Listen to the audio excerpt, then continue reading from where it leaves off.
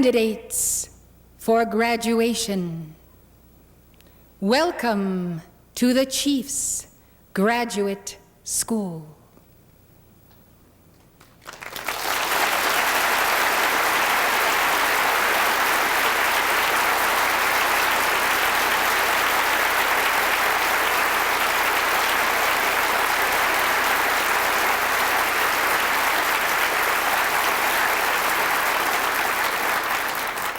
Surely this day I have walked these rocks and rills and wooded templed hills.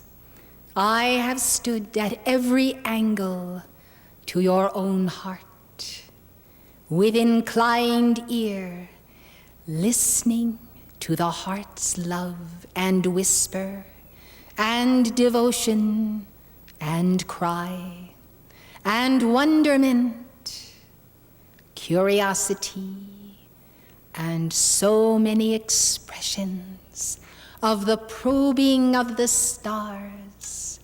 We are the stars, beloved, and we would see you become such stars of such magnitude. I should like to address you as graduates, and were I speaking at the graduating class at Luxor today, I should have said, "Hail, graduates." But beloved, to so call you candidates means that there is a moment whereby ye are chosen of the lords of the seven rays, for we would pass through that gate, this group of souls who have tarried long, loved long, learned long, and are ready to make way for the next wave of starlets. Blessed hearts, all whom you know, may rejoice and exult in the hour of your victory. For you shall indeed pull them up, even by their bootstrings. So the upward movement begets momentum, and of course, the curious at the foot of the mountain shall always desire the higher view of those who blow the Alpen horn from the summit. I come then, dearest Chelas of my heart, and I come to you who know me not, but I shall determine, shall forget me not. Therefore, to greet you in a light that cannot be extinguished. It is the light of the will of God. Once that light is the beacon in your lighthouse, once that beacon does sweep the 360 degrees of the circumference of your auric field, which should indeed be the size of a planet. Once the will of God is the light out of the all-seeing eye, I tell you, beloved, earth shall know that a team of mighty conquerors moves here below to defeat, I say, the forces of anti-religion worldwide. Blessed be the tie that binds each one to God, as ever they would mediate every man's religion and determine what is not worthy, and therefore that which can be ridiculed and cast down. Blessed hearts, this is the candidates last stand. Here the battle lines are drawn. Sanat Kumara has drawn these lines. Where shall we go, Lord, to take our stand? To Mercury? Well, we have come from Mercury. To Venus? Thence we have come also. Nay, we shall not be moved, as the tall pine and the evergreen, immovable as the rock, so we stand. We draw a line in the earth, and we say, thus far and no farther. On behalf of a planet and a people, we take our stand for absolute, divine and human freedom of religious choice and experience, so long as harmlessness toward life be the pivot of a soul's ascending devotion. Let it be established once and for all. For, beloved, these forces of darkness continue to advance until routed by the blazing fire, even the light of the noonday sun that does emanate from the 7 chakras of those who consider no more worthy a goal than to establish upon a planet this basic right of a soul to love her God, to commune with her God, and to so consecrate temple, body, land, edifice, consciousness, abundance, supply, way of life, worldview, in the mode of the free entering of the electron by free will choice into orbit around her God. Blessed hearts, if freedom of religion and freedom to so consecrate the land to freedom of religion be lost, so will a planet be lost. You know the requirement of the law, 1 ascension per year. The ascension cannot be made without the mystery school, without Maitreya, without an ordered step-by-step path. Thanks be to God for the listening ear of the Western Chila, whereby into the Western Hemisphere there do come marching down the highways of your devotion the great lights of the Orient. Blessed hearts, but for yourselves, the true and expansive and universal Aquarian age teaching of the East should be lost not only to the West, but to the East as well. For whether East or West, in vying for who has the greater spiritual pride, I know not the outcome, but I will say that the smugness of those who know it all in established religion by far exceeds all other pride upon a planet. Thus, beloved, in their citadels, they have shut out the Blessed Virgin, Kuan Yin, our councils, our turbans, our sandals, our robes, our chilas, our bread, our wine, our love.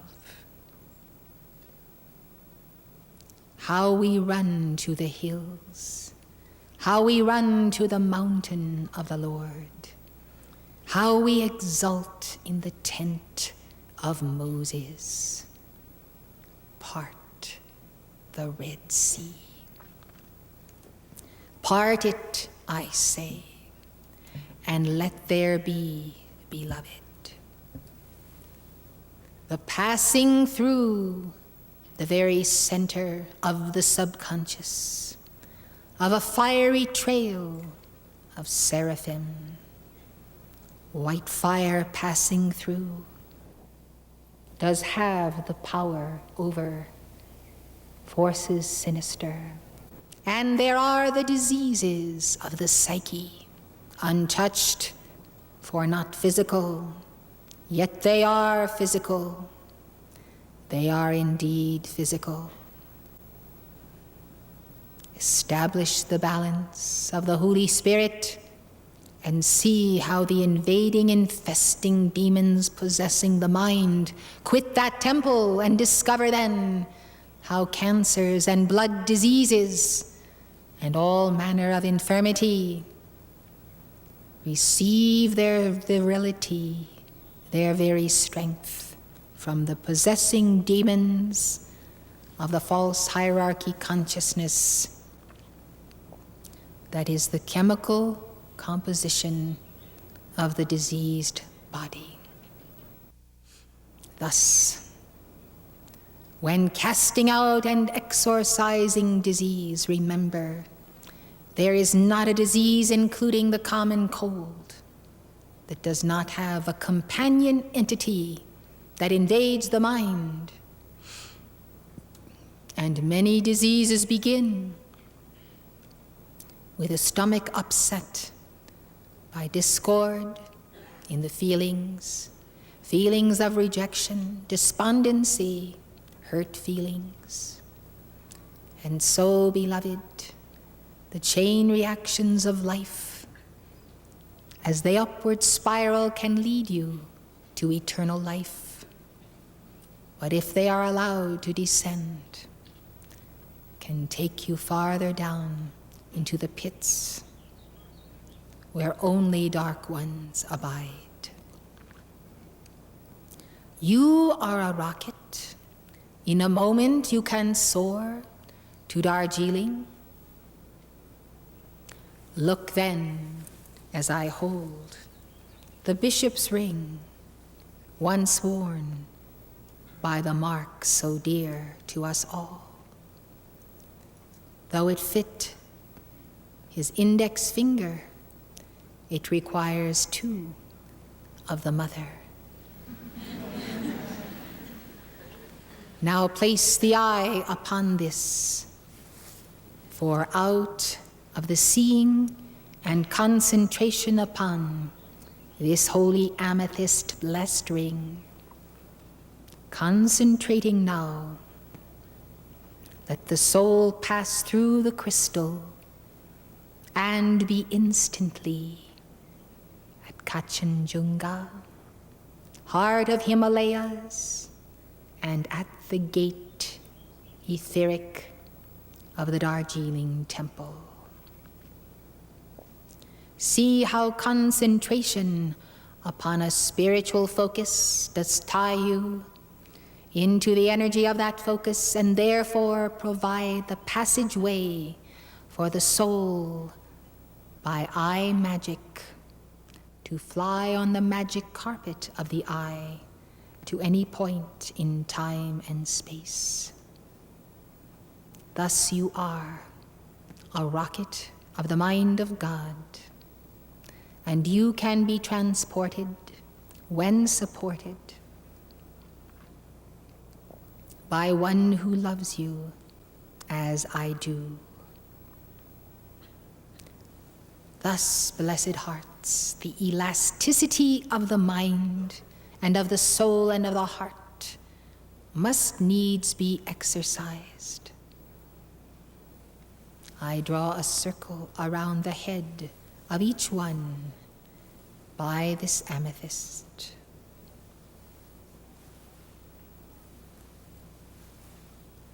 Therefore know, in this exercise of healing decrees, You have anchored the inner work in which you engaged with your personal healing angel through the past night. Having so anchored pillars of healing in your being, while simultaneously being delivered of more entities than I would care to number. For they have no number, for they are not real. Yet, so being delivered, beloved, you have prepared and prepared again this body, this mind, with its absorptive quality to receive the energy of the mind of God.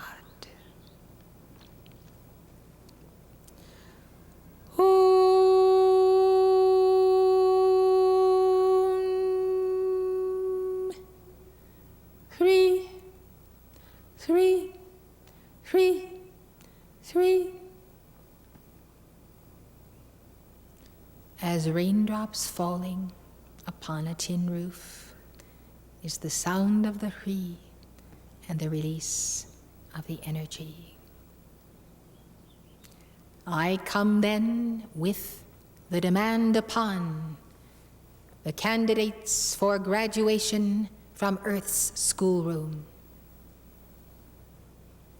The sacred freedoms must be enshrined in your lives, your works, your expressions, your spiritual and physical and mental and emotional defense. You must safeguard for those who will follow after you a heritage that cannot, shall not, ever again be broken or turned back. Not only America, but the American wilderness is the place set apart for the defense of liberty. At no time in the history of Earth has liberty been so threatened, and have fallen angels been so threatened by the flame of liberty, which is the threefold flame on the altar of your heart, the liberty wherewith our God hath set the captives free, long before the captives have known that they were not free. Sealed in the heart is a liberty flame, and one day as the Prometheus sunbound, the soul shall know that the only liberty is to release that fire until it become a conflagration. Now is that gift of golden pink glow ray, not the swirling light of threefold flame? Is it not the blending? And the mother of pearl, is it not the liberation whereby you leap into the heart of Maitreya, whose threefold flame is indeed cosmic? Now then, beloved,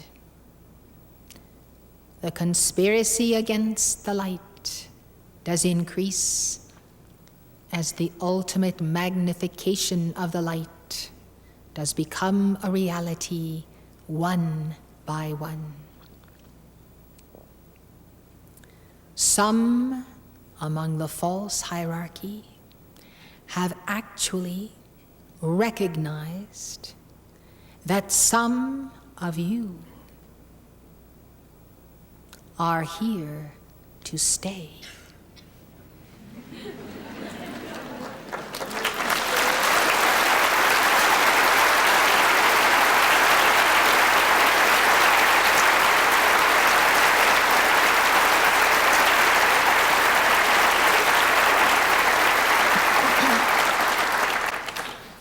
As you know, those who have elected the left-handed path have as tenet the non-recognition of the victors. Beloved, they have met in council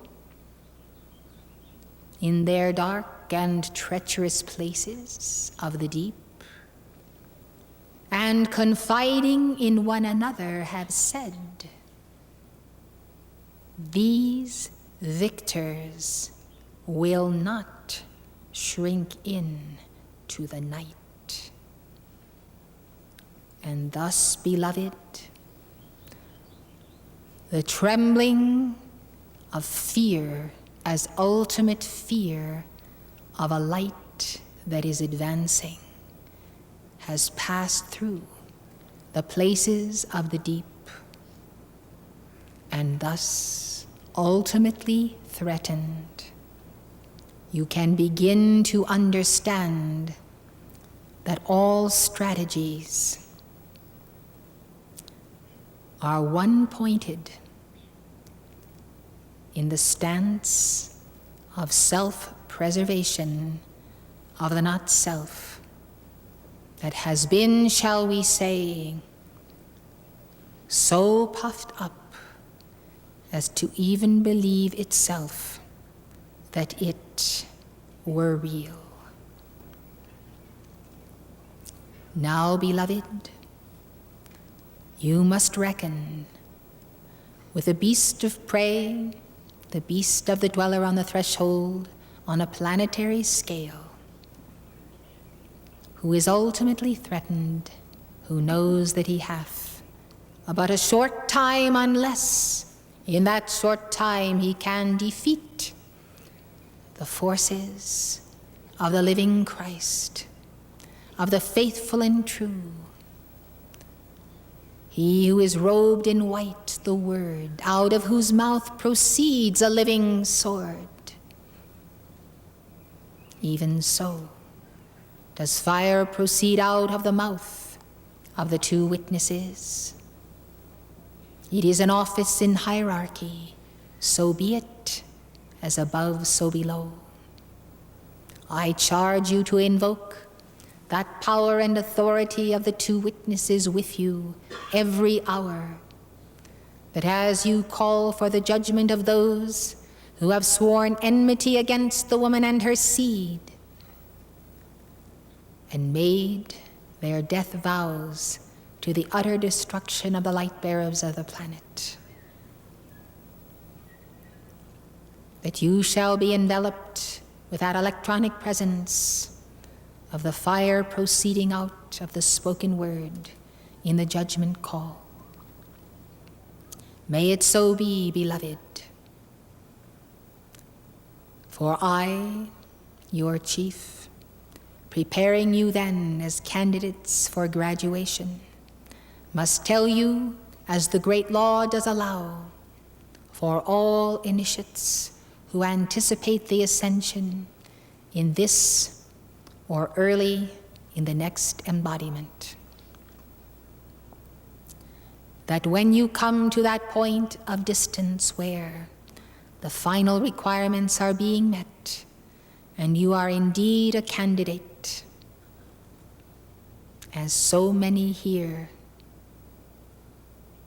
are, and as many keepers of the flame are, you must know that before you pass through the gate, the false hierarchy imposter of your ascended self lies waiting to deter you from that moment when, dressed in cap and gown, you are ready to receive that scroll on which is written your victory, your diploma, showing your preparedness to move onward in the universities of cosmos.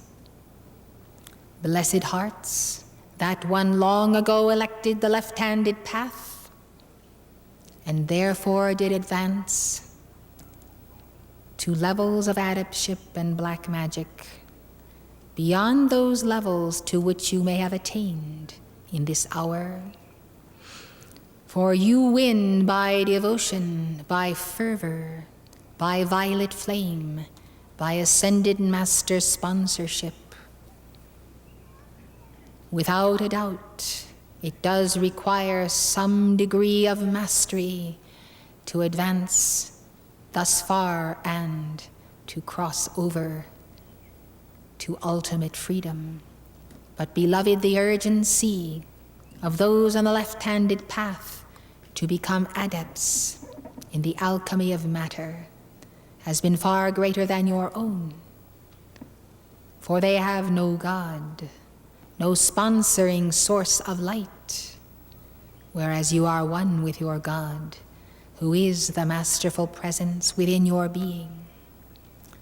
I should therefore, if I were you, take the lead of your messenger to pursue in this year a path of God mastery and the defeat of all forces of death and hell and fear and doubt and all records thereof, and even of the pale horse, so that on that line of the Piscean conqueror whereby you graduate at the conclusion of the Piscean age, it may be said by you, the prince of this world cometh and findeth nothing in me. That prince, beloved, will be your false hierarchy impostor. Moreover, there do abound on this planet false hierarchy impostors of Lord Maitreya. Watch out for them, and remember that I, Moria, have warned you, for I love you. Because I love you as I do, I tell you that the false guru will come offering false fruit of false initiation. Yes, beloved, he who graduates from Earth's schoolroom will know the temptations received by Jesus.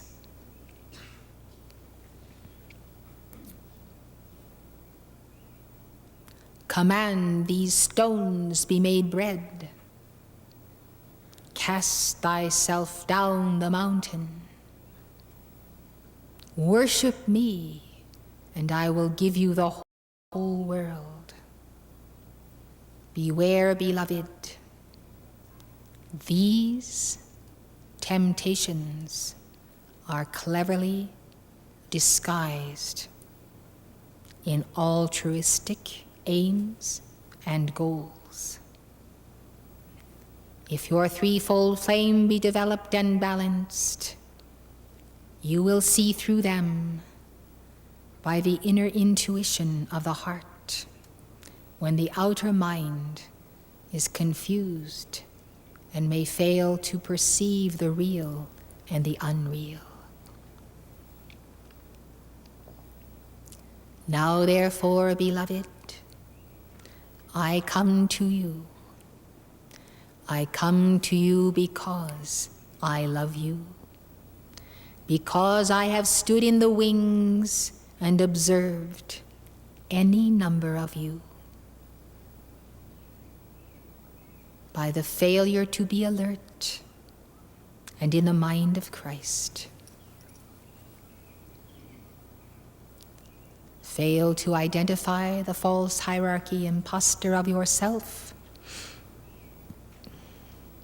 or of Maitreya, and therefore lose the opportunity for graduation in a previous round. Beloved ones, tragically, some of you never realized what you had missed. It is so, beloved. I call for piercing, cosmic Christ illumination. And for this purpose, Kuthumi has come with me this day, as we two together would represent to you our beloved Maitreya. I say to you then, take a stand for the defense of your freedom to embrace the religion of your choice, and you will safeguard this path for millions who will follow you up this mountain. With the sign of the ruby ray, with the signet of the ruby lodestone, I impress in your memory my words, that you might arrive at the day of your victory and know that it is the day of your victory, and know that on that day, whether it be a fortnight, a year, or 10, you shall remain so fixed in the secret love star of victory that no subtlety or subterfuge or beguiling tempter